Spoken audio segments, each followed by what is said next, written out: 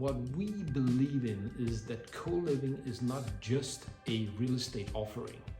Co-living is a response of a very existential breakdown of meaning in the modern capitalist society.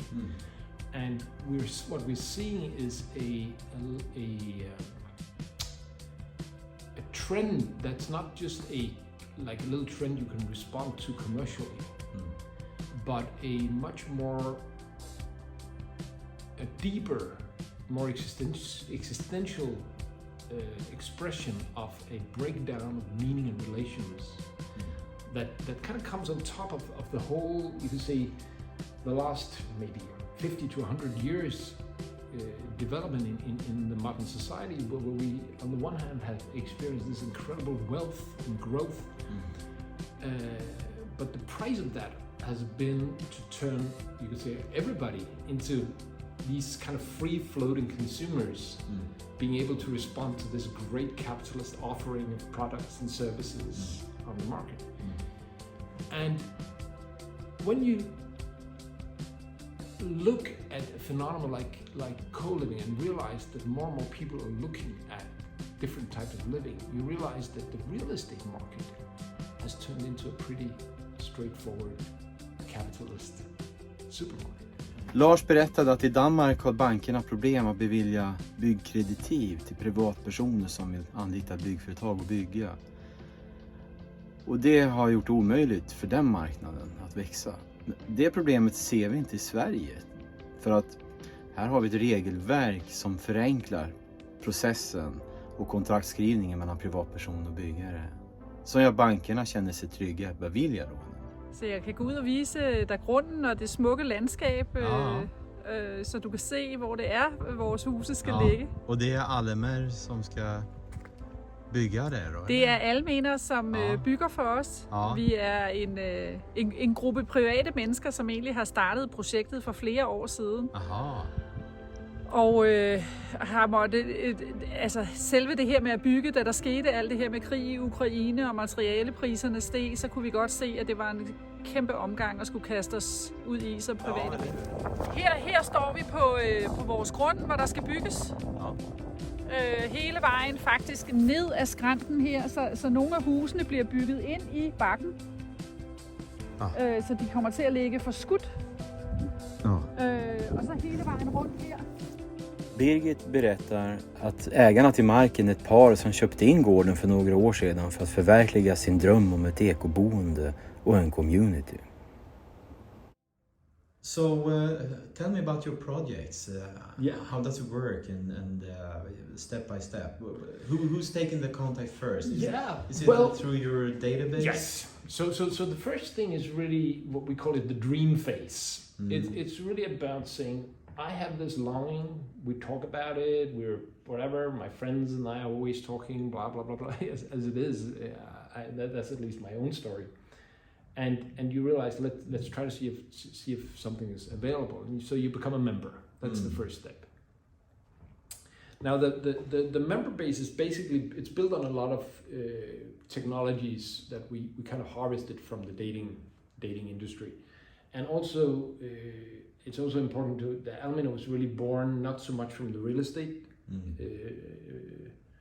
but much more from organizational development, group development, gaming people. We have a lot of gaming people.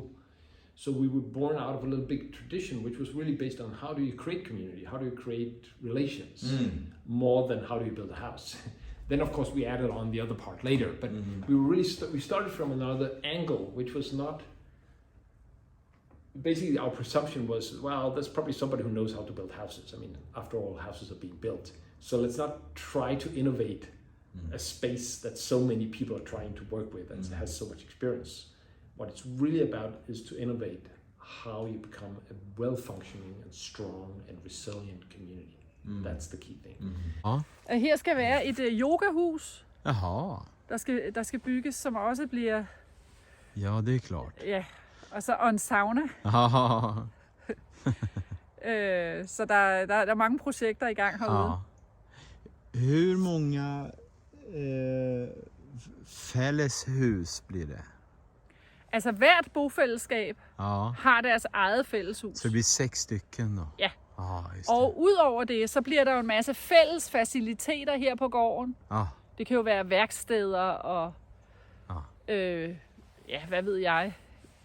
Det skal folk jo finde ud af. Det skal vi jo finde ud af sammen. Der bliver det hedder Hyldegård Høje, hele det samlede store projekt. Og der bliver et råd eller en bestyrelse, som kommer til at drive det fælles storfællesskabet, hvor der sidder repræsentanter fra alle bofællesskaberne. Ja. Og det er jo os alle sammen, der i fællesskab skal finde ud af, hvordan vil vi gerne bruge de her bygninger. Vil vi have en gårdbutik, et supermarked? Hvad vil vi have? Vil vi have, der skal være værksteder? Skal der være café? Skal der være... Der er nogen, der gerne vil lave musikstudie, kontorfællesskab. Der kan være mange idéer.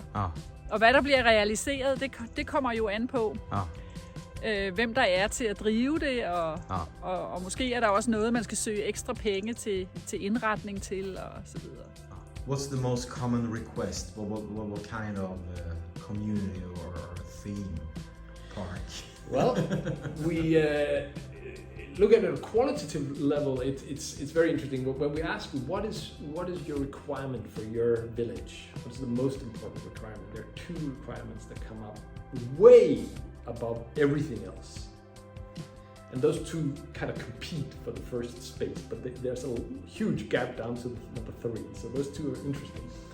One is it's very important that there's a really big space and tolerance for privacy. For my ability to pull back and be private. The other one is it's very important that the community is not just community, but that it's a community of necessity, that it's obliging. I usually think these two clash, right? These are nearly opposites. But that, I think, is, for me, that's, I think about those every day. I think this is exactly what a modern, if we are to succeed with what I think is one of the most important things for saving the planet, which is to re-establish relations to each other, relations to nature. If we are to succeed with that. Ja, just det. Det er svenske mælkekartoner. Ja, det er det, ja. Så det er et lille gæstehus. Ja, det er det, ja. Ja, det er. Du må gerne gå hen og åbne døren. Man kan overnatte der. Well, we realize that what brings our members together is shared values. It's a value-based community. If you break that down into segments, you realize these are all kinds of ages, all kinds of family structures, all kinds of preferences in terms of social, and also all kinds of financial capabilities. There are some unity things. They're typically better educated than average. That we can see. There's also a larger relatively representative of people with leadership jobs of some sort. So there is some traditional socio-economic and type thing characteristics, you could say. So, but the reason for that, and that's of course what gets interesting, is values. Because what they share of values is a value of merit, of contribution, of societal responsibility. So that's why they're better educated. Because you need an education, you need something to contribute with. Så det er lille gæstehus. Og det er helt isoleret. Hun har boet der en vinter. Ja, hun bott här en vinter, ja. Ja, så det är fint. Ja, vad roligt. Jätteroligt. Forskningen visar att över 90% av alla intentional communities kommer aldrig till skott. De startas inte. När jag berättade det för några i Danmark så sa man, det gäller inte i Danmark. Här finns redan över 500 communities och det startas nya regelbundet. Jag tog mig friheten att ställa den frågan till Lars, för det skulle vara intressant att höra hans kommentar kring det resonemanget. What we always make fun of the Swedes, of course, is that the Swedes are much more authoritarian, whereas the Danish are much more kind of whatever goes type thing. do it ourselves and we don't really care what the boss says, you know, type of thing. And which again probably has to do with that Sweden had a lot of natural resources, Denmark had none. So Sweden had this industrial culture of building big industry companies and having a more hierarchical structure just because they had all those resources. Denmark had none, so we had to trade. And this is an anecdotal, like, or at least a kind of a classic when we make fun of each other, right? But maybe there's some truth to that also, that this type of a little more free-going, compromise-seeking, we'll work it out. You know, a little more entrepreneurial, a little more let's figure it out type attitude. You know, trading is all about giving and, you know, you figure it out. And I think that type of, you have to have a certain looseness if you want to live close to